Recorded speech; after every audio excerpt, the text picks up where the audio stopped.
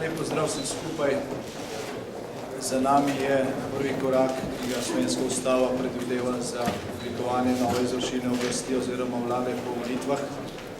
Čaka nas še drugi, torej delo, s tem zvezi še ni končano.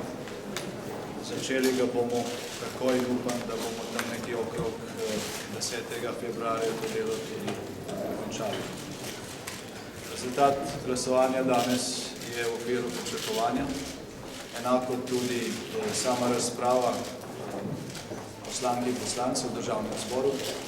Mene veseli, da smo se v veliki meri poenotili okrog ocene stanja, tako da vsaj približno obstaja neko soglasje o tem, kje Slovenija v tem trenutku gledano makroekonomsko in socialno je. Na tej podlagi bo lažje iskati rešitve, tudi lažje usklajevati rešitve, ker potrebujemo širše soglasje tudi izven politike za tiste najbolj nujne korake, ki jih mora Slovenija narediti. Gre za 3 zelo jasne prioritete. Prva je stabilizacija slovenskih javnih financ. Brez tega tudi nič drugega ne bo mogoče. Drugi korak je potem sprejetje vseh ukrepov, ki bodo omogočili oživljanje gospodarske rasti in na tej podlagi tudi ponovna rast zaposlovanja. Vlada, če bomo dobili zaupanje tudi v tem drugem koraku, se bo trudila, da bodo vsi ti ukrepi izvedeni ob upoštevanju, kolikor je to le mogoče načela pravičnosti. Se pravi, da bodo ta bremena enakomerno porazdeljena. Na tem mestu bi se želel še enkrat zahvaliti vsem koalicijskim partnerjem. Za njimi smo v relativno kratkem času, gre pa za široko družino 5 strank, uskladili ne samo temeljne cilje koalicije za ta mandat, ampak tudi zelo konkretne ukrepe. Čistopis koalicijske pogodbe vam bo v kratkem na voljo na spletnih straneh koalicijskih strank, tako da podrobneje najbrž mi treba se te ukrepe naštevati, bo potem popravljena še ena razprava takrat, ko bo koalicija predlagala sestavo vlade in jaz upam, da se bo to zgodilo v realnem času. Upam tudi, da ne bo kakšnih nepotrebnih zapletov, ker to lahko ta čas podaljša, tega časa pa pravzaprav ni. Sosednja država Hrvaška je imela volitve takrat kot mi, 4. decembra.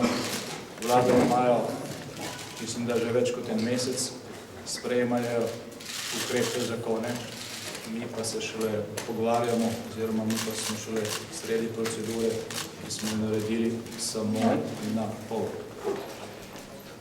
Današnje glasovanje je na nek način tudi zmaga razuma. To je bil racionalni korak.